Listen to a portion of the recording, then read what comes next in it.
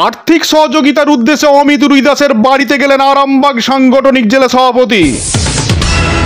জানা যায় গত 23শে নভেম্বর সন্ধ্যা 5:30 নাগাদ পশ্চিম মেদিনীপুর জেলার চন্দ্রকোনা 1 নম্বর ব্লকের জারার সানকিয়ায় ভারতীয় জনতা পার্টির 47 নম্বর বুথ সভাপতি অমিত রুই দাসের বাড়ি আগুন ধরে যায়, আর আগুনে পুড়ে ছাই হয়ে যায় বাড়ির জামা কাপড় থেকে সবকিছু।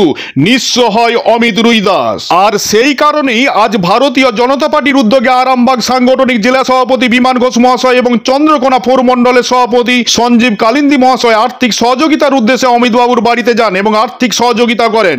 শুধু তাই নয়, আগামী দিনে দল যে তাদের পাশে থাকবে এবং আর্থিক সহযোগিতা করবে তার আশ্বাসও দেন। আপনারা দেখতে পাচ্ছেন সেই ছবি।